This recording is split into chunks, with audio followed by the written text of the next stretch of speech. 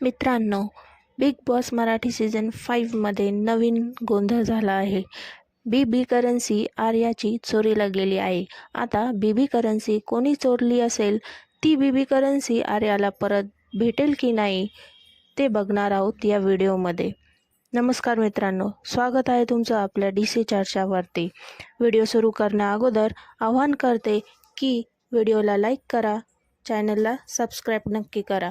मित्रांनो, big boss आर्याला concession रूममध्ये बोलवतात व विचारतात की तुम्ही 3000च्या वस्तू घेतल्यात, तुम्ही मला 20,000च करन्सी दिली, मग बाकीचे 10,000 करन्सी कुठे आहे? रूममधून बाहेर आल्यावर आर्या विचारते सगळ्यांना की माझी करन्सी कोणी घेतली. सगळे सांगतात की माहिती नाही. तर निकी म्हणते मला नाही माहिती, तुझं तू शोधून घे. मित्रांनो, याच्या मागे काय असेल, तुम्हाला काय वाटतं?